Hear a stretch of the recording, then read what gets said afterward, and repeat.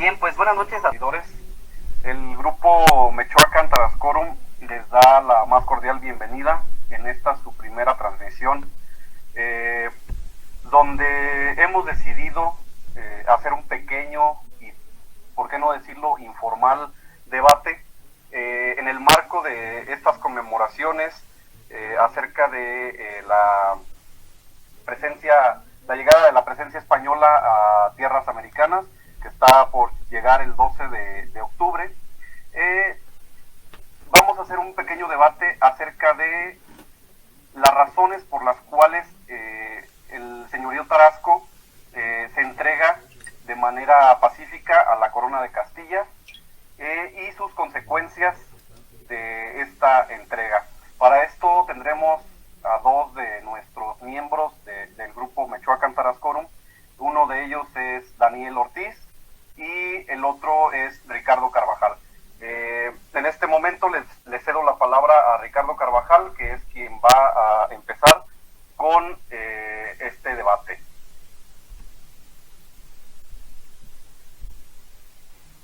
Pues buenas noches a todas las personas que ahorita en un momento se vayan a unir, o que más bien ya se unieron. Y pues sí, vamos a tener este pequeño debate con mi buen estimado amigo Daniel, que antes de que ocurriera todo esto de la pandemia y a veces llegábamos a coincidir, pues nos aventábamos nuestros debates ahí. La última vez que recuerdo pues fue ahí cerca de Las Rosas, cuando el doctor Paredes presentó una conferencia en el Museo de Arte Colonial de la ciudad de Morelia. Y pues ahorita tuvimos la inquietud, se acerca el 12 de octubre y ambos publicamos dos textos en una página en la que participa otro de nuestros miembros, que es Dante, y que es Cultura Universal. Entonces yo, por cuestiones de retraso, no pude publicar el libro el 22 de julio, que es cuando tradicionalmente las fuentes coinciden que fue la conquista, por este momento vamos a hablarlo así porque es lo que queremos debatir, del Tzintzuntzan Irechecua. Entonces yo escribí una cuartilla donde expongo razones por las cuales los tarascos entregaron el señorío a la corona de Castilla, lo cual hizo que se consumara la conquista de Michoacán por parte de los españoles. Y pues la presentada, sí, espero ser breve para que si en cualquier momento Daniel también quiere agregar algo, pues se agregue.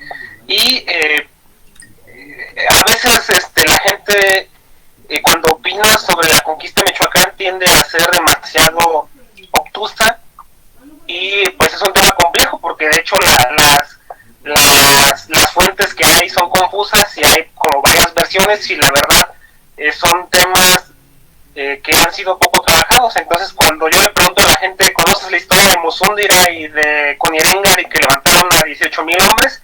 Pues simplemente no me contestan, porque son datos que requieren pues una lectura especializada de una fuente que es la más famosa, que es la Relación de Michoacán. Y si no han podido comprender la conquista de Michoacán a través de la lectura de la Relación de Michoacán, pues difícilmente uno toma sus comentarios como los mejores informados. Entonces ahorita lo que voy a exponer pues son estas razones, y una de las razones, y creo que Daniel va a coincidir conmigo, por la cual los tarascos entregaron el señorío, pues es porque así como todos tenemos noticia de cómo Moctezuma II tuvo una serie de actitudes respecto a esta gente extraña que llegó por su cosmovisión, pues en el caso tarasco también tenemos estas noticias.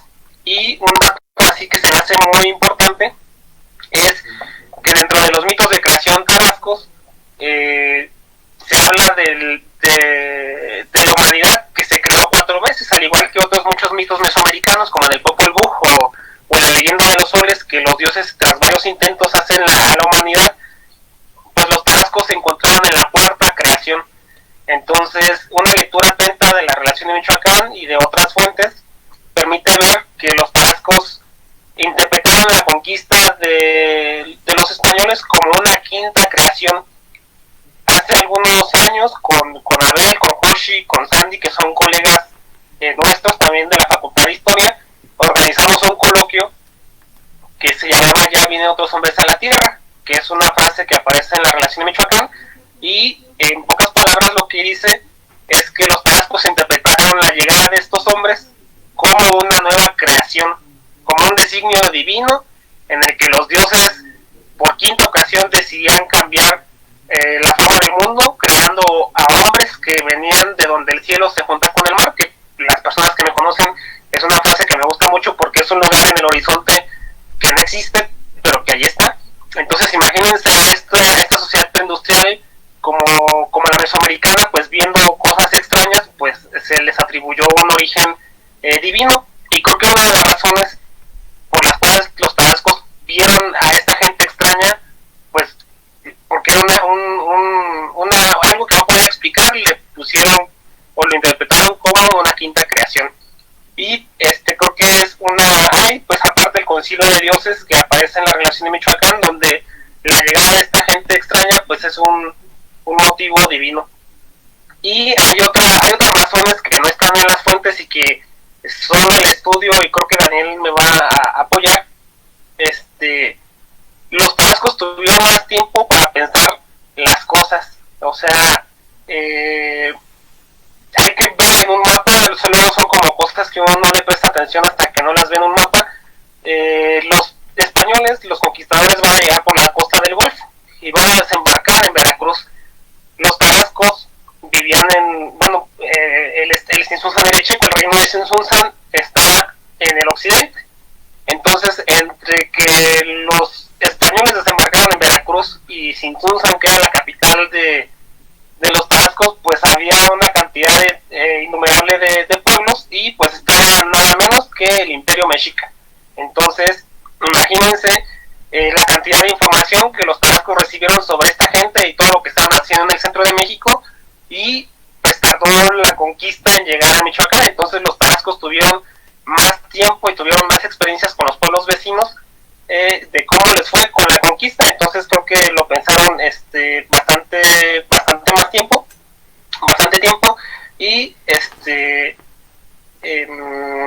pues sí, consiguieron información sobre el armamento, sobre los caballos, sobre los perros, que los mexicas no tuvieron. O sea, pues todo el peso de la conquista se sintió en México, Tenochtitlán, y cuando llegan los españoles a Michoacán, pues ya sabían de lo que eran capaces de hacer los españoles. Y pues la impresión de la conquista de México Tenochtitlán, que es algo que hemos hablado coloquialmente con otros colegas nuestros como Luis Armando Vladimir Gómez, que también es miembro de nosotros, del grupo Michoacán Tarascoro. Imagínense si ahorita en la actualidad, Dios no quiera, llega una civilización extraterrestre. Y pues ya vemos el Día de la Independencia, todas estas películas que han hecho en Estados Unidos sobre la conquista, y pues que de la noche a la mañana vemos cómo en Estados Unidos los extraterrestres conquistan Estados Unidos. Imagínense qué haría una potencia como Rusia o China. O sea, qué poder deben de tener estos extraterrestres para conquistar a las potencias mundiales como China, Rusia o Estados Unidos, y que al resto de países les queden ánimos de luchar. Entonces son gente extraña, entes extraños, que no sabes de lo que son capaces de hacer, que no hablan tu idioma, que son físicamente distintos. Pues yo creo que sí fue pues impactante para una sociedad, para las sociedades mesoamericanas y para las sociedades del occidente de Mesoamérica. Y a pesar de que los tarascos tenían una capacidad militar y económica para mantener una guerra, pues la forma de hacer la guerra mesoamericana pues era diferente a la guerra que podían hacer los europeos en el siglo XVI. Entonces hace un par de semanas nuestro amigo Luis Yaceotl nos hizo la pregunta de que cómo consideramos si los tarascos se hubieran aliado al final con los mexicas, si se hubiera evitado la invasión.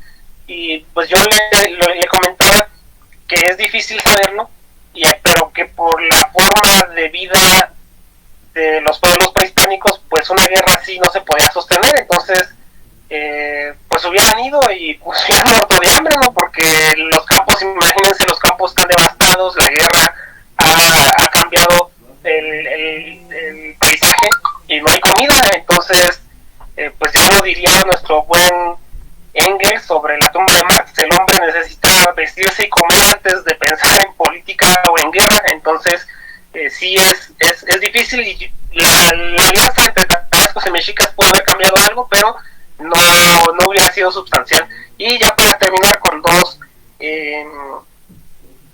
bueno, más bien aquí ya me parecen dos cosas más que agregar muy simbólicas. Es que los tarascos compraron el poder de los españoles porque fueron, después del 13 de agosto de 1521, la ciudad fue visitada por diferentes personalidades, incluyendo a Huitzisiltzi, Cachahuaco, mejor conocido como Huitzisiltzi en las fuentes, y su hermano don Pedro Coniréngari, que eran los hermanos adoptivos del Cazonzi. Imagínense, los segundos al mando del Tzintzuntzan-Irichecua van a visitar Tenochtitlán, y lo que se encuentra pues es de la destrucción, una ciudad gloriosa destruida por esta gente extraña. Y la relación Michoacán creo que es una fuente que los historiadores del centro de México deberán de explorar un poco más, porque explícitamente se menciona cómo Cortés le dispara a una torre, quizás puede haber sido el Templo Mayor. Utilizan la artillería para dispararle al Templo Mayor o a un templo. Imagínense la impresión que esto causó a esta gente habituada pues a guerras donde no podías modificar tanto pues la naturaleza, ¿no? O sea, estas descripciones de que escupen fuego, que utilizan el rayo, pues sí era sobrenatural para ellos. Y ver que el Templo Mayor o que otro templo es destruido por esta gente, pues debió haber sido aterrador. Y ya para cerrar, el último episodio, que fue terrorismo mediático por parte de los españoles, pues es un episodio creo que también muy olvidado, que por ahí Vladimir estaba ilustrando. La entrevista que tiene el Cazonzi Cincincha con un Cuauhtémoc quemado de los pies. Entonces, imagínense a los dos señores más poderosos de Mesoamérica entrevistándose, y que uno de ellos, el más poderoso, está encadenado y tiene los pies quemados. O sea, es como si ahorita, no quiero usar de ejemplos modernos pues, pero es como si viéramos ahorita al presidente de Estados Unidos pues sobajado por estos extraterrestres. O sea, la impresión que debe de causar pues es brutal, ¿no? O sea, gente extraña, en 2 años destruyeron todo lo que había. Y por eso creo que son de las razones por las cuales los tarascos pensaron más cómo actuar ante estos invasores, ante esta gente extraña. Y pues yo creo que Daniel va a complementar pues todo lo que he mencionado, y no sé si hay alguna pregunta por parte de Daniel. Antes de empezar le dije que iba a jugar al abogado del diablo, entonces pues él tiene ahorita el derecho de jugar al abogado del diablo conmigo, a ver que me la ponga pues complicada para contestar. No sé, pues Daniel, por favor. Sí, muy bien. Buenas noches. Me presento, soy Daniel Ortiz. También estoy aquí en este grupo de Michoacán Tarascon. Estamos trabajando en conjunto para pues buscar nuevas interpretaciones precisamente de estos eventos del siglo XVI, enfocado a Michoacán, enfocado a los grupos indígenas de aquí, a los purépechas, sobre todo a los antiguos purépechas, que también se les conoce como tarascos, ¿no? Y en este tema en particular de la conquista de Michoacán, cómo es que es incorporado a la Nueva España, pues genera muchas opiniones encontradas, ¿no? Así como dice, o como ya nos daba la introducción Ricardo, pues nos encontramos que la gente ha llegado inclusive a acusar de cobardes a los tarascos, a decir, no, es que se entregaron porque tuvieron miedo.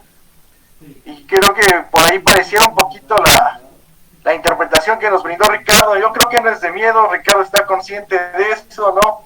Sino que también lo que él maneja es ese aspecto más cauto. A mí me gusta la palabra de ser cautos, ¿no? Y hay una cuestión que hay que aprovechar aquí con esto, de que casi siempre la gente del centro es la que hace estos cuestionamientos. No sé si te has fijado estos paralelismos que suelen manejar entre la figura de Moctezuma, la figura del Canzonsi, ¿no? En donde casi siempre, pues a Moctezuma de eso se le tacha de cobarde, se le tacha de entreguista, y sobre todo aquellos que traen un poquito el asunto de ciertos orgullos nacionalistas, pues hacen a un lado a Moctezuma por exaltar la figura de Cuauhtémoc, que él sí dio la cara, que él sí peleó, que él sí se enfrentó. Pero dentro de esos mismos paralelismos, no sé, Ricardo, ¿qué ves tú en la postura que tomó el mismísimo Canzonsi? Y yo creo al final podemos retomar esta cuestión de la postura, ¿no? Que tiene un peso muy importante en el desarrollo de este evento. Y otra cosa, pues dentro de esos mismos paralelismos, pues están estos presagios que mencionas, porque los anuncian al parecer también. En los mexicas ven estos presagios de los espejos que se aparecen en la cabeza de un ave, los cometas, incluso aquí la relación de Michoacán también menciona cometas, y sin duda para mí el relato de los presagios más original es el que tenemos acá en la relación de Michoacán, que como tú dices, bien, un poquito ignorada en otros lugares la relación de Michoacán, pero es el presagio de un concilio de los dioses anunciando esta especie de nueva creación. Creo que eso ya marca la diferencia entre cómo lo estaban percibiendo en esta parte del occidente a cómo se percibe la conquista desde los eventos del Valle de México. Y sin duda también me parece muy interesante lo que mencionas tú del impacto que tiene la queda de Tenochtitlan y la comparación moderna, ¿no? Si viéramos que las principales capitales del mundo, Washington, Londres, Beijing, Moscú, son arrasadas de un momento a otro, pero yo creo que el resto de la humanidad, como simples mortales, diríamos, si los poderosos no pudieron, ¿qué vamos a hacer los demás? ¿No? Creo que eso también se nos olvida muchas veces cuando nos dejamos llevar por las emociones y los sentimentalismos y que no tratamos de ser un poquito empáticos con las circunstancias del momento. Si nos pusiéramos en los pies de estos personajes, una circunstancia de estas, ¿cómo afecta nuestra psicología, ¿no? Nuestras emociones. O sea, es algo que también deberíamos de tratar de decir, si yo fuera el Canzón, si yo fuera Cuauhtémoc, si yo fuera tal personaje, a mí se me hace muy fácil decir, no, pues es que fueron entrevistas, o este sí luchó valerosamente. ¿Cómo sabemos que Cuauhtémoc no estaba escondido mientras los que se estaban combatiendo con todos los bríos eran los guerreros comunes, los capitanes, u otros personajes de la nobleza, ¿no? También hay que tener cuidado con esas exaltaciones de las figuras del pasado. Y pues bueno, no sé qué pudieras tú responder a estos puntos. Sí, sobre miedo, sí tienes la razón. Hay una, pues creo que todos sabemos que a lo largo de la historiografía hay actitudes, hay posiciones sobre cómo se interpreta el pasado. Entonces la interpretación sobre la figura del Canzón sí es algo que me queda, o que nos queda pendientes, porque creo que a veces uno quiere investigar de todo y no te da tiempo.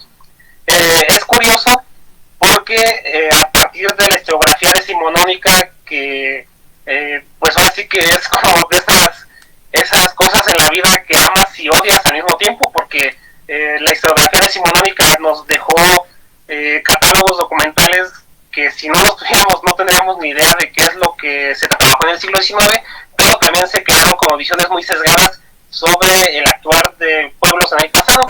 Sí hay una posición centralista muy cómoda, donde todo lo que no sea México Tenochtitlán fue de cobardes.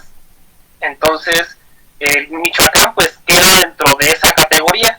O sea, los tlaxcaltecas son traidores porque ayudaron a nuestros enemigos a que nos conquistaran a nosotros, proyectándonos 500 años en el pasado.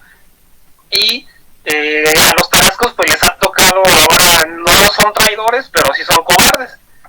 Pues creo que esto se puede romper muy fácilmente con las fuentes, y yo creo que al final hay que aprovechar para compartirle a la gente que nos está escuchando y viendo los dos trabajos de Cultura Universal, y porque hasta que no leí los pasajes para escribir ese texto sobre la conquista, hay como diferencias muy sutiles y sobre uno de los temas que tú has mencionado que me encantaría trabajar, pero te digo que luego no me alcanza el tiempo, son los paralelismos que la historiografía ha construido sobre las figuras de los señores indígenas al momento de la conquista. Entonces, Moctezuma sí ha sido injusto como se le ha tachado de un hombre crédulo y supersticioso, pero, o sea, te quejas de un Tlatoani que haya sido muy religioso, pero al mismo tiempo dices, ay, los indígenas prehispánicos eran muy sagrados. Entonces, pues para mí es como trágico, o sea, creo que la mejor palabra para definir todo esto es tragedia, de cómo estos personajes prehispánicos de una cosmovisión milenaria, pues tuvieron que interpretar una realidad distinta con su marco cultural, que en este caso pues fue lo religioso. Pero el Cazonsi Zuangua, en la relación de Michoacán, dice algo que se les pasa luego, y como piensan que el Cazonsi es el mismo Cazonsi siempre duró desde el Cayacuri hasta la conquista, Zuangua sí menciona en la relación de Michoacán, cuando se niega a prestarle ayuda a Moctezuma o a Cuitlahua, que haya sido, porque no queda claro, les dice que estos extraños vengan con sus capitanías, porque vamos a morir aquí defendiéndonos.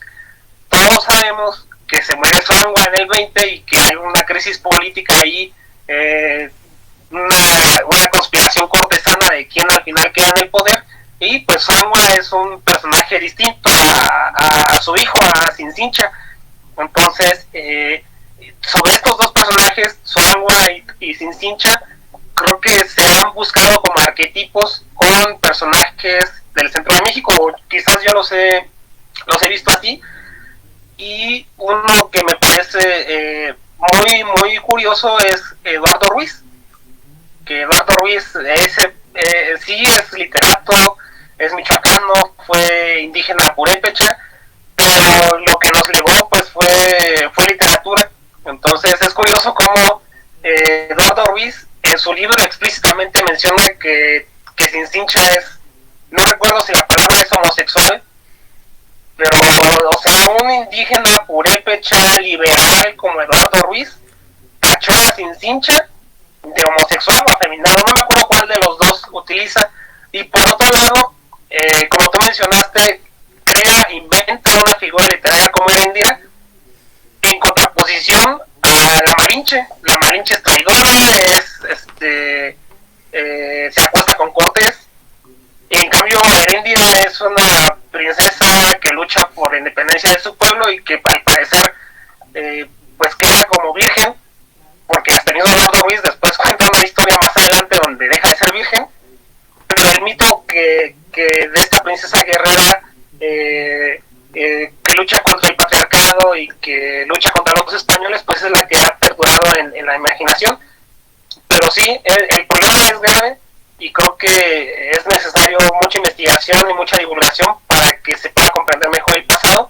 Pero pues igual no sé si puedes hablarnos sobre qué pasa en la siguiente década, porque luego esa es otra parte de la historia. O sea, se imagina, creo que es en el imaginario colectivo de los 12 de octubre, pensamos mucho en esta idea de que llegan los españoles y a todos les ponen hierro y los marcan.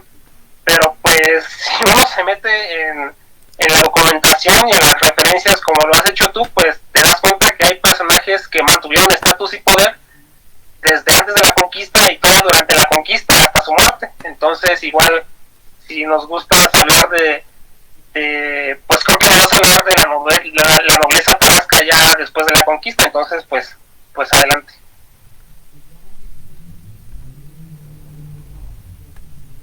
Sí, muy bien, creo que podemos complementar muy bien las ideas. O sea, más allá de que si nos agarramos del chongo, ¿no?, en un debate, es una expresión de debate, pero creo que muchas veces se suele omitir esta cuestión de la crisis política que mencionas, ¿no? Hay una crisis política al interior del Tzintzuntzan y de Checua, sí, como cualquier entidad política que se ve sacudida por cambios abruptos. Una pandemia te cambia totalmente el panorama. como actualmente lo estamos viviendo. Fíjate, estos paralelismos entre el pasado y el presente, pues si nos trasladamos a 1520, tú ahorita acabas de mencionar un dato muy importante, ¿no? Mencionas que Sangua estaba en toda la disposición, Canzonsi, que era el contemporáneo Moctezuma, está en toda la disposición de, pues, órale, vénganse para acá, que los recibimos, no les va a ir muy fácil la entrada a Michoacán. Pero lamentablemente Sangua, que tiene esta postura, termina falleciendo por esta epidemia de viruela y sarampión. Y la muerte de Sangua se podría interpretar como una crisis política interna, ¿no? Y hay ahí ciertas cuestiones que si ahondamos un poquito igual nos tardamos un poco más, así de rápido lo menciono, en donde la misma relación de Michoacán, que es una fuente de la cual sacamos muchas cosas, pero también es una fuente que tiene estos vicios de dejar hilos sueltos, ¿no? Entonces tú estás emocionado con una trama, de repente la deja, ya no la retoma muchas veces. Uno de esos hilos sueltos, pues nos habla de que Sangua, cuando se entera de la caída de Tenochtitlan, o se entera de lo que le está pasando a los mexicas, pues se mortifica por quién va a ser su sucesor, ¿no? Y dice, pues quién de mis hijos sabe gobernar, aunque sea poco tiempo, porque pues ya no me va a tocar a mí. ¿Qué haré? Tal vez le reparta el señorío a todos para que todos sean señores. Entonces imagínense, en ese momento Sangua tenía 9 hijos. Le iba a tocar repartir el señorío al Tzintzuntzan y de Checua entre los 9 hijos. No sabemos, no lo especifica, no lo dice. Y lo que sí sucede es que muere Sangua, se mueren 5 de sus hijos y solo queda Sencilla, queda Tirimarasco, queda Queenie y Jacinche, creo que se llaman así. Y uno puede decir, hay un problema, hay una crisis de sucesión, porque una de las primeras acciones de Sencilla como Canzonsi, pues es ejecutar a sus hermanos. Esa situación es una de dos: la solución rápida a un problema que pudo haber causado mayor disensión, división, en un momento donde no sabemos qué está pasando con Tenochtitlan, porque si nos apegamos a las fuentes, 1520, pues los españoles estaban curando las heridas, ¿no? Después de la derrota de la Noche Triste, y al parecer, según las estimaciones del doctor Ben Warren, Sangua muere a finales del 520, principios del 21, entonces todavía no sabemos qué está pasando con los españoles, que ya están planeando y reorganizándose para el asedio, y en Michoacán pues están tratando de paliar las consecuencias de la pandemia, porque no solo se ha de morir Sangua, se ha de morir un montón de señores y otros cargos importantes dentro de la estructura de poder, pues que urge nombrar un nuevo Canzonsi y que se hagan nuevos nombramientos y mantener todo funcionando, ¿no? Entonces, fíjense bien, si hacemos esa medición de tiempo, en lo que los españoles estaban tratando de destruir y conquistar Tenochtitlan, Michoacán se estaba curando de los golpes de la pandemia, estaba tratando de retomar la normalidad. Luego, si hay esta crisis de sucesión en donde tal vez los hermanos reclamaban a Sencilla también ser señores, pues mejor cuello y rápido resolvemos el conflicto, ¿no? Entonces, también eso para mí puede jugar a que un Estado esté tan valiente. Que haya gente que tal vez ya no estaba tan a favor de Sencilla, tal vez hay gente que sí. Siguen guardando cierta disciplina porque ninguno se revela abiertamente a Sencilla. Y eso también hay que verlo. Hay que ver si en verdad el Tzintzuntzan y de Checua estaba en toda su plenitud para recibir a un invasor o animarse a una campaña de desgaste, porque no sabemos cómo hubiera sido la confrontación. O sea, si nos ponemos a analizar la expedición de Cristóbal de Olid, y es una expedición no muy grande, puede haber sido una confrontación nada más de inicio, medir y tantear a ver qué tan poderosos estaban, medir y ver si podemos sacarle aliados como lo hicieron con los mexicas. A los mexicas les cortaron los circuitos gacho por todos lados. ¿Quién dice que no hubieran intentado lo mismo a largo plazo con el Tzintzuntzan y de Checua? Entonces, al final de cuentas, si hubo una crisis interna, puede tener un peso muy importante a la hora de decidir: no estoy en mis cabales como para animarme a entrarle a un enemigo que probablemente lo vea accesible, negociar. Entonces yo prefiero sentarme a la mesa. ¿Por qué hablo de esto? ¿O por qué me detengo a analizar esto? Porque va a ser muy importante para lo que sucede después de la conquista. O sea, la conquista de Michoacán es también, hay que decirlo, pacífica entre comillas, porque hay como ciertos chispazos, ciertos anuncios de que hubo enfrentamientos, pero también hay un discurso oficial que defiende, no vamos a nos entregamos pacíficamente en servicios al rey de España y nos reconocemos sus vasallos. Por un discurso oficial tal vez se oculte que hubo batallas, ¿no? Pero está esa cuestión de que tengo mis cartas para negociar, y es algo muy común entre la diplomacia de Mesoamérica. En lugar de darnos y violentarnos, mejor negociamos, te reconozco como señor, cumplo con una serie de obligaciones y tú me respetas a cambio mi posición social, mi lugar en la jerarquía, sigo siendo señor, sigo siendo conservando mis dioses, sigo conservando mi dominio sobre la gente, mi posición de élite. Entonces, a mí me parece que a un lado, a los problemas internos que se le pudieran haber presentado a los tabascos por esta pandemia, que no es cosa menor, y ante la situación de desconocer qué pueda pasar, mejor me voy a la segura, pacto, negocio, hago estos acuerdos, obviamente no desde la perspectiva española, porque pues los tabascos no entienden la mentalidad de los españoles, y viceversa, los españoles no van a entender la mentalidad de los indígenas. Entonces, el pacto inicial es un pacto que pues, lo reconocen mutuamente, y Cortés se hace también de la vista gorda, y aquí se sigue practicando el culto a Curicauri, por lo menos hasta que viene Vasco de Quiroga, fácilmente, ¿no? 10 años después de la conquista, aquí las cosas siguen normal. Que se bautizaron, que se llamaba ya Don Francisco, que se llamaba ya Don Pedro, sí, eso está bien, o sea, un santito más al altar, no pasa nada, o sea, desde la perspectiva indígena. Entonces, una postura fiable para explicar por qué no pelean, mejor pacto, lo estoy haciendo desde mis propios términos culturales, que es decir, yo te reconozco como señor, te pago tributo, te contribuyo con soldados, lo que tú me pidas, tú respetas mi posición social, mi religión y todo lo que tengo. Y entonces, en ese primer momento donde la presencia española no se va a sentir, este pacto de 1522, esta entrega pacífica es importante porque va a dar la entrada a los españoles a Michoacán. Y sin gastar muchos recursos y sin gastar muchas fuerzas, y al contrario, a mí me gusta dividir la etapa posterior a 1522 en 3 momentos. Este primer momento inicial, 1522-1525, el mando de Cortés, vamos a llamarle así. Michoacán está cumpliendo con sus obligaciones, ¿no?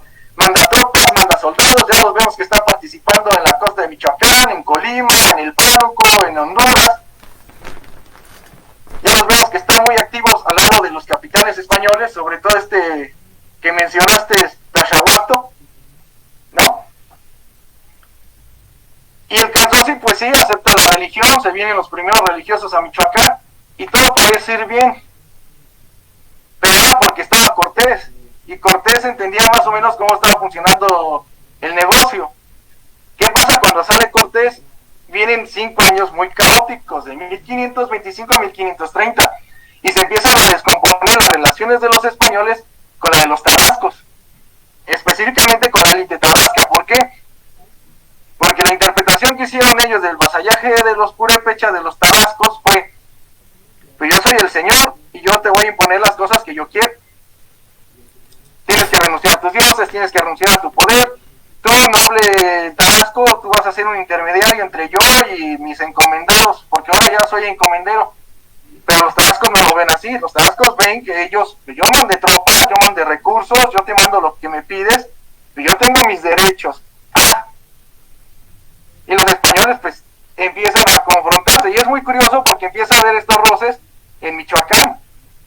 Tiene que venir el bachiller Ortega, tiene que venir Antonio de Caseido, tienen que venir otros a poner orden, porque pues estos, a pesar de que están ya reconocidos pacíficamente, están muy inquietos. Y ojo, a otras regiones, todas esas expediciones se le llamó pacificación. Fueron a pacificar la costa, no vinieron a pacificar Michoacán. El bachiller Ortega no viene a pacificar Michoacán. Viene a hacer justicia porque se mataron los cristianos y pudieron haber conflictos más fuertes y sin embargo lo ponen más en términos medios. Quiere decir que a la élite de aquí de Michoacán no le pueden imponer condiciones como a otros lugares que se le van y se le imponen con fuerza. Si lo podemos traducir de esa manera, el pacto del 22 se debió a que Cortés no trastoca más o menos cómo lo conciben los indígenas. Se empieza a distorsionar cuando las autoridades que siguen a Cortés empiezan a imponer lo que realmente ellos habían entendido, lo que los españoles entienden por un pacto de este tipo. Y esto nos va a llevar a un conflicto que termina con la muerte del Canzonsi en 1530 y va a seguirse con la sucesión. No desaparece la entidad política, bueno, la estructura política, mejor dicho. No desaparece la estructura política del señorío Tarasco, la muerte del Canzonsi, y toda, al parecer, la estructura que se mantiene en pie, ya sea porque está don Pedro y los otros cuñados o yernos de Sincilla, y tienen ahí vivitos a los herederos directos del linaje importante, están chiquillos, son niños no más grandes de 10 años en 1530, pero los necesitan para mantener en pie todo, ¿no? Entonces, la presencia de este linaje fuerte, que la gente sigue apoyándolos, y la necesidad de que Michoacán no se pierda porque se pierde mucho, y sería muy costoso recuperar Michoacán si nos ponemos a pensar, es una provincia pequeña. No es como que me voy y me aplaco a los del Pánuco, no es como que me voy y me aplaco a algún que otro rebelde ahí en la región de Oaxaca, en donde ya la mayoría de los pueblos de Oaxaca contribuyen a aplacar al rebelde. Aquí no, aquí se iban a meter con toda la provincia, que por lo menos venía desde la costa de Michoacán, parte del oriente de Jalisco y el sur de Guanajuato, y quién sabe jalen hasta los chichimecas, porque también esos eran medios oportunistas, ¿no? Entonces, no te conviene una guerra abierta con la gente de Michoacán. También por eso a mí, yo sospecho que cuando viene Ortega, el bachiller Ortega en 1528 a hacer justicia, pues no se da justicia al Canzonsi y a don Pedro. Y Núñez de Guzmán solo se ajustició al Canzonsi en 1530. ¿Qué pasó con el resto de la estructura? Los necesito vivos porque requiero que me presten recursos y hombres para mi conquista de los teules chichimecas, lo que sería más tarde la Nueva Galicia. Entonces, Núñez de Guzmán se desapana porque va y se ocupa en sus asuntos, y en Michoacán sigue la situación caótica. O sea, fíjense cómo la presencia de una élite que encabezaba al Sinsusan y de Chepa, a pesar de que le cortaron la cabeza más visible, que es el Canzonsi, se mantuvo en pie y va a conseguir a casi 10 años, un poco más de 10 años, del primer pacto en 1522, un segundo pacto con Vasco de Quiroga, y ahí es donde ahora sí ya tenemos un momento fundacional para el Michoacán colonial.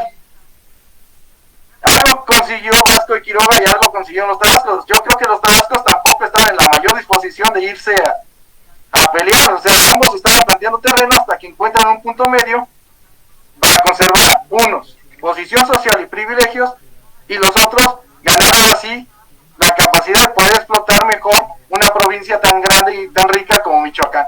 Yo creo que eso es algo que muchas veces no solemos observar si nos quedamos nada más en la perspectiva de 1522 y no analizamos qué es todo lo que está pasando 10 años después de ese pacto inicial entre Cortés y el Canzonsi. No sé ahí cómo veas. Pues ahí sí yo, ya entrar a la época colonial, a mí sí me apoyan un poco las lecturas. Hace muchos años leí el libro del Dr. Warren, pero es interesante porque el caso de la conquista de Michoacán aquí creo que fue, o sea, hubo una cuestión jurídica que se ha manejado como entrega del señorío, que es solo la clave castellana, se aplica solo para la clave castellana, y ya en la práctica,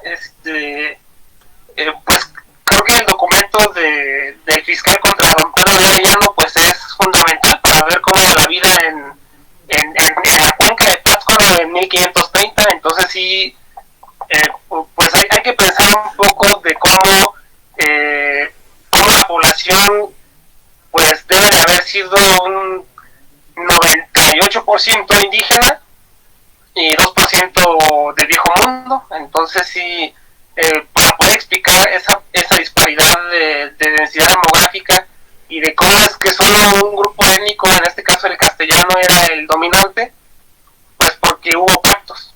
Entonces creo que sí, la falta de información, hay que seguir con los temas, pero creo que lo que tú mencionaste de Hernán Cortés es algo que siempre se olvida, porque creo que cuando pensamos en el otro, en este caso los españoles, siempre nos referimos a ellos como los españoles, como si los castellanos hubieran sido una sociedad homogénea, un bloque, donde tampoco hubieran existido rivalidades entre ellos y problemas entre ellos. Y pues algo de lo que sí se puede uno estar seguro es que el Cazón se murió en gran parte y murió de esa forma y fue traicionado, pero no porque no por los mismos españoles, no por los mismos castellanos. Con Cortés tuvo un pacto, y de toda la documentación que hay sobre cómo Cortés trató al Cazón sí es curiosa. Para esto creo que para la gente que nos está escuchando, casi todas las fuentes sobre la conquista de Michoacán, todas hablan bien de la conquista, todas insinúan que la conquista se hizo de forma pacífica, como mencionaba Daniel, pero todas las fuentes están sesgadas porque durante la época colonial los indígenas siempre van a reivindicar el episodio de que el Cazón sí se entregó de paz a los españoles y aceptaron el cristianismo. Entonces durante la época colonial el discurso indígena era fuimos vasallos del Cazón, que era un señor gentil, entregó el señorío y aceptamos la fe cristiana, y eso era lo que los indígenas escribían muchas veces en castellano, pero tenemos algunos ejemplos en lengua indígena en Michoacán, donde los indígenas modificaron y adaptaron sus discursos históricos para explicar su inserción en el nuevo orden colonial, y creo que los indígenas supieron hacerlo bastante bien, tanto que todas las fuentes que tenemos coinciden precisamente en este pacto que menciona Daniel en 1522, y para el otro pacto ya es en donde las cosas se vuelven oscuras, donde ya la familia real, por ponerle algún nombre, es desplazada por otros linajes, que pues yo siento que el linaje de Pátzcuaro, pues el linaje de los isleños es el que va a recuperar un poco el poder, y que ya con el paso de las décadas la familia real del Cazón sí pues se va a ir diluyendo. Entonces creo que la relación de méritos y servicios de Antonio Huetzemengari ya es para mí el ejemplo más sublime de cómo un descendiente directo de una familia real indígena prehispánica va a presentarse ya como un guerrero europeo que monta a caballo, que utiliza armadura de hierro y que dispara armas de fuego, o sea, en 1560, y que va a tener un cargo como es el de gobernador de los indios de la provincia de Michoacán, que es un territorio enorme, y que a pesar de que los herederos de Moctezuma pudieron haber tenido títulos nobiliarios, el de Antonio Huetzemengari fue un poder que ningún señor indígena tuvo en Mesoamérica, como fue el hijo del Cazón, Antonio Huetzemengari.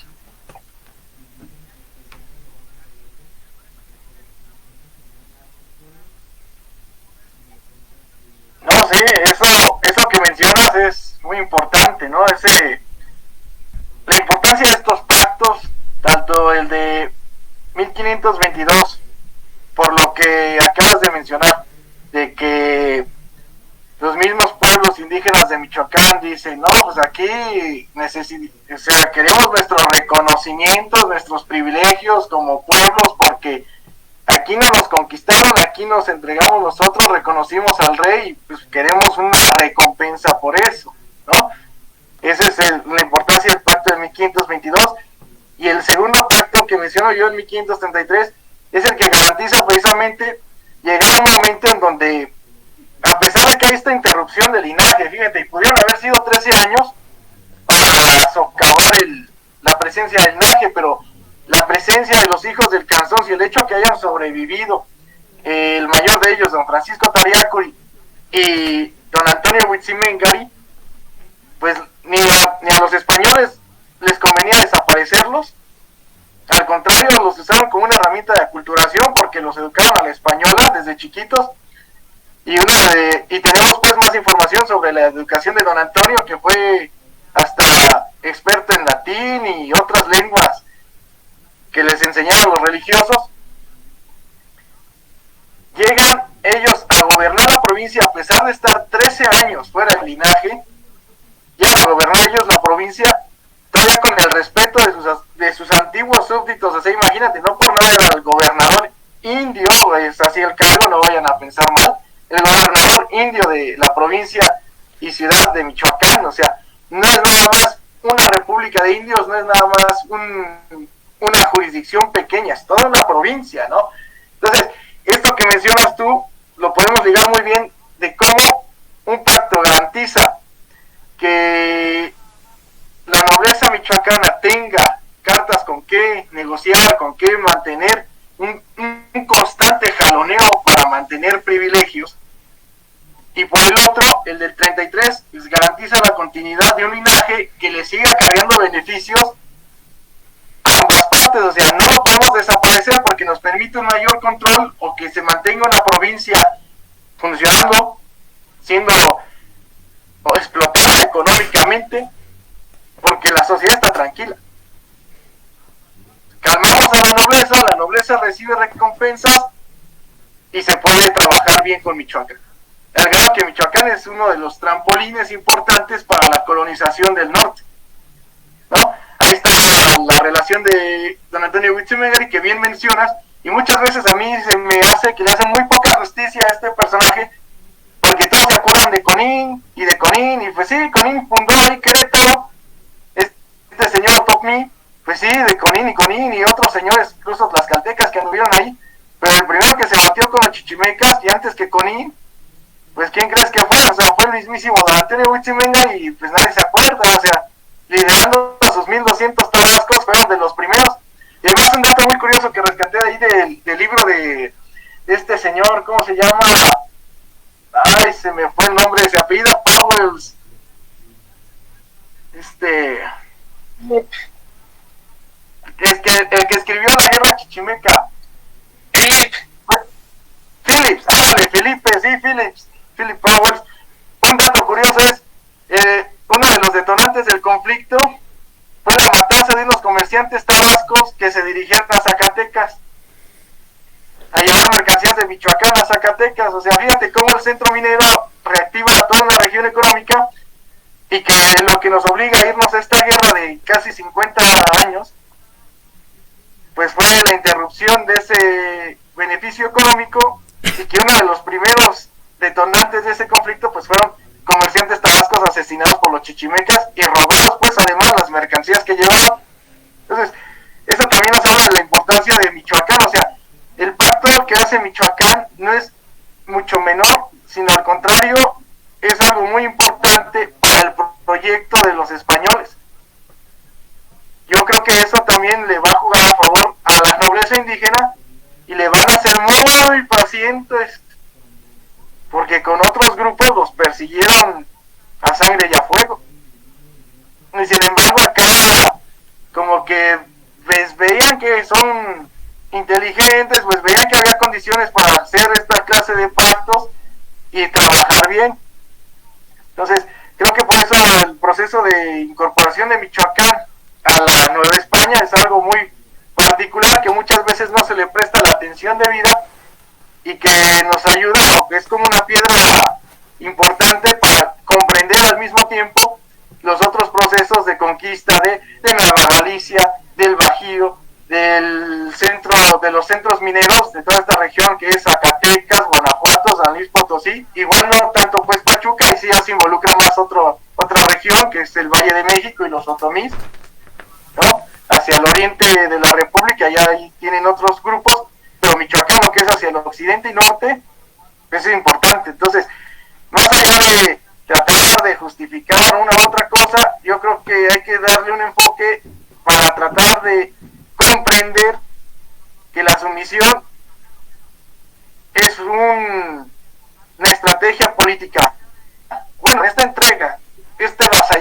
vamos a llamarle, es una estrategia política muy importante que nos va a permitir, o bueno, les permitió a ellos, a uno no, pues uno ya solo es testigo de muchos siglos atrás, ¿no?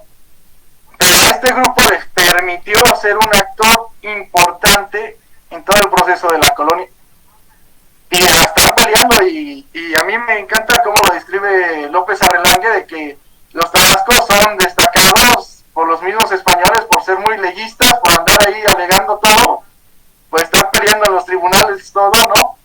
Y que además también tienen mucha dignidad, porque hasta se encaran con los españoles al tú por tú. O sea, también eso no es cosa menor, o sea, más allá de estar haciendo o desvalorizando lo que haya pasado en 1522 o reduciéndolo a un acto de entreguismo, ahí te está reflejando cómo los tabascos no es que se hayan entregado, somos socios, ¿sí? Somos tus vasallos, y como tus vasallos vemos que hay nobles a los que estamos al mismo nivel, o sea, ellos no se están haciendo menos. Entonces, eso es muy importante, más allá de estar tratando de caer en lugares comunes o dejar de llevar por las pasiones, ¿no? Que también es muy fácil en estas fechas, como dices, del 12 de octubre y de todos estos aniversarios que se están viviendo de la conquista de México. Si lo vemos objetivamente, y para mi gusto, no son las víctimas perfectas. Obviamente, yo creo que la principal víctima de todo proceso de conquista y de sometimiento es muchas veces de la nobleza, sino el pueblo común, el pueblo trabajador, porque es el que termina cargando las consecuencias de las decisiones de los otros. Pero al menos para la nobleza le implicó tener presencia política por mucho más tiempo, en un amplio aspecto, en una amplia jurisdicción, mejor dicho, en contraste con otros grupos políticos dentro de la misma Mesoamérica y dentro del mismo Valle de México, ¿no? O sea, eso beneficia incluso, podríamos decir, a la formación de Michoacán, porque es el germen del territorio actual de Michoacán, esa base territorial prehispánica. Eso es muy curioso. Todos hablan de Tlaxcala, pero Michoacán, casi el señorío tabasco es actualmente Michoacán, ¿no? Entonces, creo que hay muchos aspectos rescatables de este tema en particular y de este periodo, que si nos quitamos ciertas vendas y sesgos, lo podemos ir ampliando de muchas maneras, ¿no? Sí, ya para ir cerrando, porque creo que espero que las personas que nos estén viendo ya juntas, solo para complementar lo que ya mencionaste, que concuerdo contigo, un problema que ha habido es que la conquista de Michoacán se ve como un episodio regional de la de México, y no hay peor error que ese, porque la conquista de Michoacán es un episodio aparte, que, o sea, pues sí, obviamente que se conquistó antes México de Tenochtitlán, pero la conquista de Michoacán merece una atención particular. No sé, creo que tú llegaste a ver este libro de Doña de Guzmán, que publicó La Bastida, una edición del fondo de siglo XXI Editores, donde menciona el nombre de don Pedro Conirengari, que no tiene ni pies ni cabeza. Creo que no se consultan fuentes primarias sobre la conquista, y que es un error muy profundo que luego hay de querer ver la conquista de Michoacán como un episodio regional de la de México. Sobre esta cuestión de las clases sociales, pues sí, totalmente de acuerdo. Yo soy consciente de que esas estructuras de poder prehispánicas van a sobrevivir durante varias décadas, y que pues tienen un trasfondo clasista donde las élites van a obtener privilegios a costa de pues de vivir a costa de la gente común, de la clase trabajadora. Y de lo último que estabas mencionando era sobre esta participación que se tiende a minorizar lo tabasco, porque creo que no se conoce. Entonces, en el libro que publicó el doctor Paredes sobre Altaner de las Campanas, ahí anexa un documento donde se menciona cómo Francisco de Areacuri va a participar en la guerra del Mixtón con el virrey.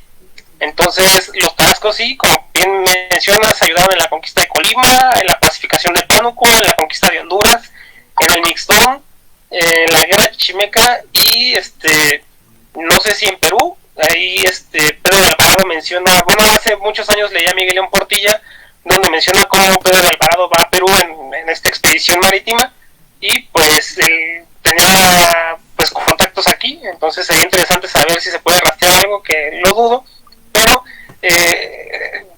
hay una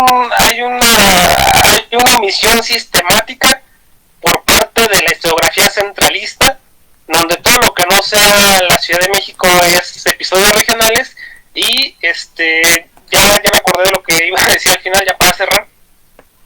De todas las entidades federativas que componen a la República Mexicana, yo solo recuerdo 3 que tienen antecedente prehispánico: la Ciudad de México, Tlaxcala y Michoacán. Entonces luego la gente, a mí me han acusado de chauvinista, pues no sé por qué, pero es que como estábamos platicando la otra vez sobre el Michoacán antiguo, quizás no se puede definir en un mapa exactamente, pero uno sabe cuando se habla de Michoacán antiguo, o sea, a pesar de que ahorita el territorio puede estar en Colima o en Jalisco o en Guanajuato, sabes que hay, al menos desde la formación del Estado Tarasco a mediados del siglo XV, que hay una entidad política que ha construido aquí la población y que es Michoacán. Entonces se tiende a idealizar lo del centro, lo turístico, como es lo maya, y todo lo que no esté dentro de ese marco, pues simplemente es pues no digo que se oculte, porque no hay una sistematización en eso, pues, pero sí no se le presta atención. Entonces sí hace falta investigar más, y no sé si Carlos haya pescado alguna pregunta que haya surgido por ahí. Yo creo que ya pues para ir cerrando, porque ya mañana es viernes y todavía hay que ir a trabajar. Entonces no sé, Carlos, qué hay por ahí de preguntas. No ha llegado ninguna pregunta. No sé si el público quiere animarse a hacer algún comentario, alguna pregunta a este tema tan interesante.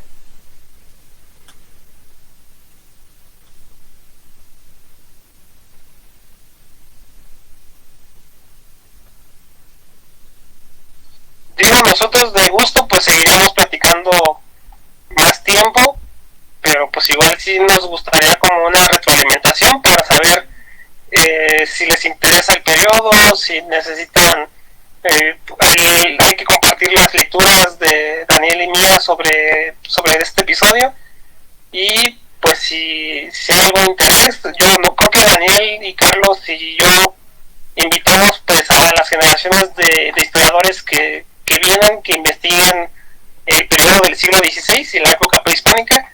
Es complicado, pues sí es complicado, como todo, pero ahorita hay las condiciones historiográficas adecuadas para profundizar en el periodo. Ya durante décadas los colegas que se dedican a archivos pues han logrado identificar muchos archivos. La relación de Michoacán, ya la edición que hizo el Colmich ha dicho que un libro que durante muchos años fue difícil de conseguir ahora esté casi en 80 pesos, con una muy buena reproducción de las láminas de color. Entonces ahorita hace 10 años que yo empecé a estudiar la carrera, no había estas condiciones, ni siquiera se podían conseguir ejemplares de la relación de Michoacán, y ahorita ya está en internet, ahí está el texto, y es un tema que a muchas personas les ha empezado a llamar la atención. Entonces pues no sé si tienen alguna pregunta, es un buen momento para preguntar, para enterarse de algo del público que nos escucha. Esperemos que llegue ahorita alguna pregunta. Sí, bueno, han llegado 2 comentarios. El primero de Eric Guerrero, solamente para felicitarnos por la iniciativa, ¿no? Dice: hola, buenas noches, enhorabuena por la iniciativa.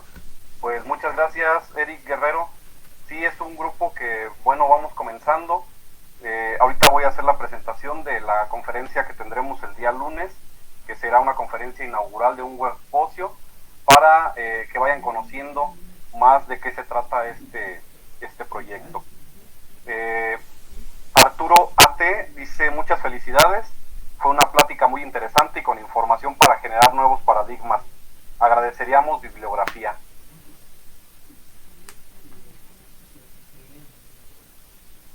Pues Eric, pues saludos. Eric González es un colega de la UDG que hizo su tesis. Fue una tesis muy interesante y pues yo tengo de confesar que al principio sí me asusté un poco porque cuando vi su tesis en Academia Edu, pues yo apenas estaba haciendo mi tesis y era un tema, él trabajó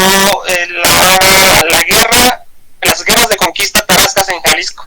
Entonces yo en ese momento estaba investigando pues la guerra en general entre los tarascos, entonces sí me asusté de, ya me agarraron el tema, pero no, creo que había más de dónde escribir.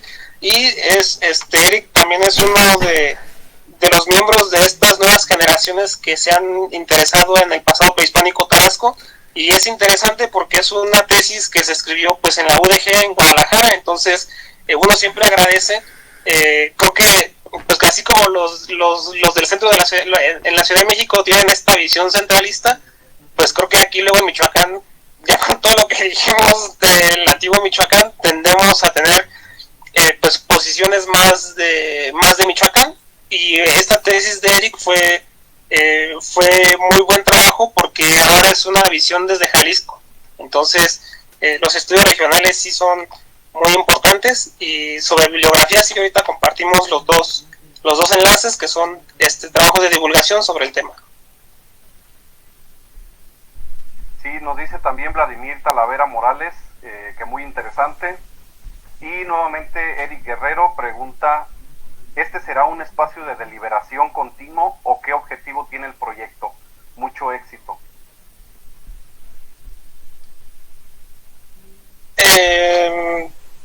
Sí, apenas estamos haciendo la sesión de prueba para todos los que nos están escuchando. Ahorita Carlos va a anunciarnos la conferencia que vamos a tener el lunes.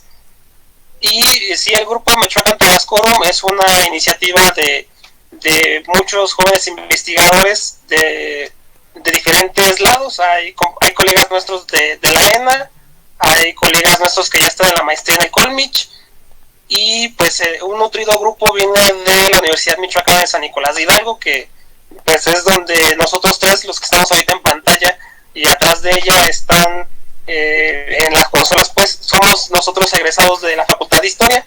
Entonces sí tenemos creció más rápido de lo que esperábamos, lo cual nos alegra mucho, y que es un tema que está llamando la atención. El grupo Michoacán Tarascorum, que es así como hemos decidido llamarle a este grupo de jóvenes investigadores, pues estamos buscando a gente que investigue temas relacionados con Michoacán en el siglo XVI, en la época prehispánica. En el futuro esperamos ampliarlo más a temas pues ya de historia, y ahora sí que ver el largo proceso de los pueblos indígenas de Michoacán y de la herencia colonial, y cómo se ha desarrollado la cultura de tanto indígena como occidental en Michoacán, relacionadas principalmente con el importante siglo XVI. Y pues en un futuro a Eric pues esperamos invitarlo, porque él también tiene una producción bastante amplia, y de diferentes periodos. O sea, pues a nosotros nos gusta leer sus trabajos por las cuestiones de la historiografía sobre los tarascos, pero él tiene otros estudios de otros periodos, antes de lo tarasco, y pues yo espero que en un futuro acepte la invitación. Y si es ahorita un proyecto que es con el que estamos empezando, y para incentivar a los jóvenes que conocemos que en la facultad y en otros lados hay interés por el pasado prehispánico y colonial temprano, pues estamos aquí para abrir espacios para debatir estos temas. Arturo AT nuevamente dice una pregunta un poco aparte del contenido. Está buena para ti, Ricardo. ¿Por qué se perdió la primera parte de la relación de Michoacán? Ricardo, tú que eres el especialista en la relación de Michoacán. Hijos, pues me voy a poder hablar otra hora. hace algún tiempo, creo que ahorita Marcos que nos está ayudando a transmitir esto en Facebook, él organizó un coloquio, un congreso en Pátzcuaro, donde yo presenté una conferencia sobre la primera parte de la relación de Michoacán.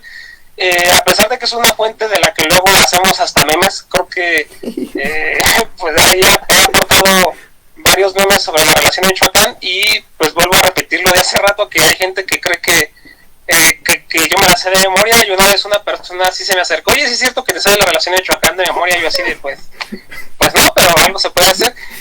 La relación de Michoacán es una obra, es una crónica muy importante, que lamentablemente permaneció inédita por más de 350 años, y es única en su tipo, en el sentido de que fue la primera crónica que se escribió de ese estilo, o sea, una crónica que recupera toda la historia de un linaje gobernante, mientras Bernardino de Sahagún estaba recopilando sus primeros informes para escribir la obra máxima de la historia general de las cosas de la Nueva España.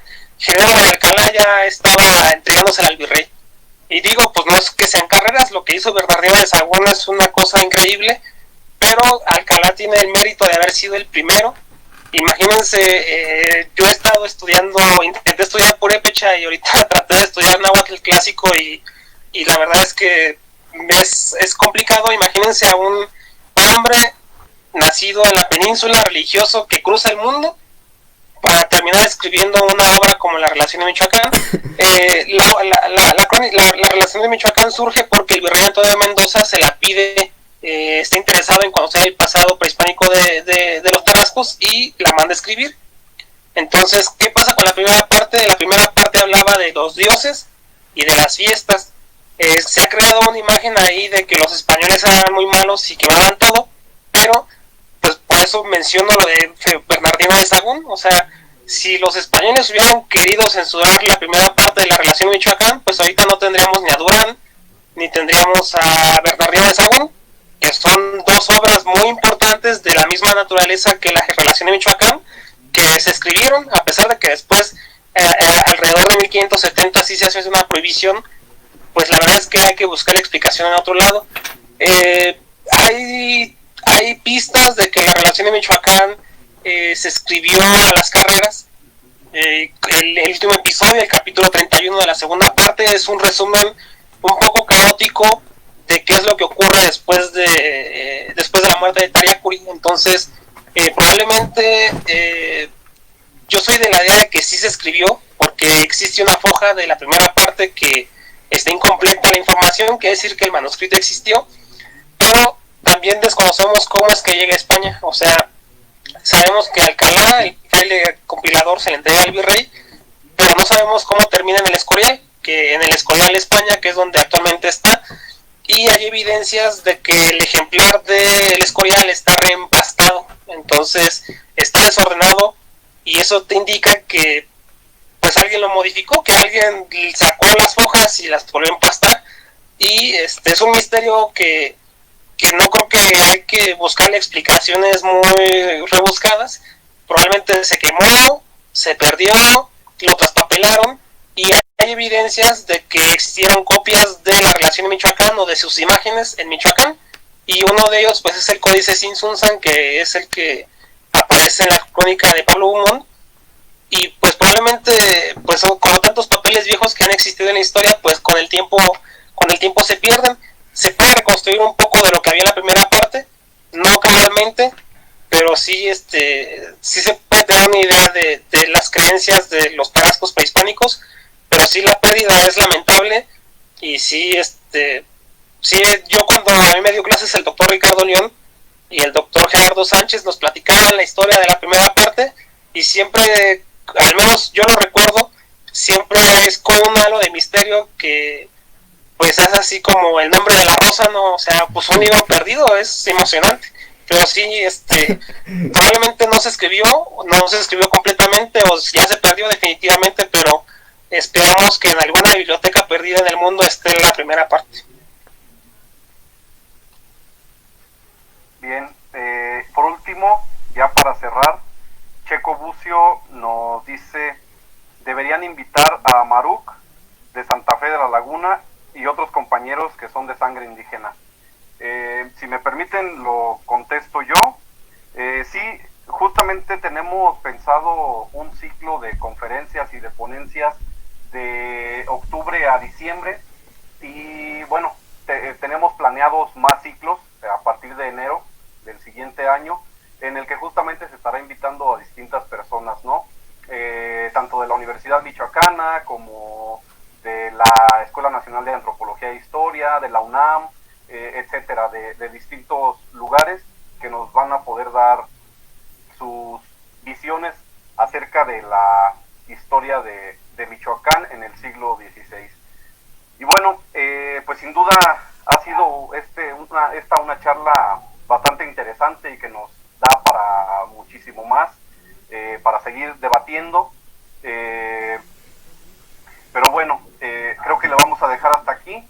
Les quiero recordar que el día lunes tenemos el inicio de nuestro webposio que lleva por título Nuevas interpretaciones sobre Michoacán en el siglo XVI y que iniciará con una conferencia a cargo de Fray Eugenio Martín Torres de la Orden de los Predicadores, la cual llevará por título Del Caribe a los Andes, la expansión de los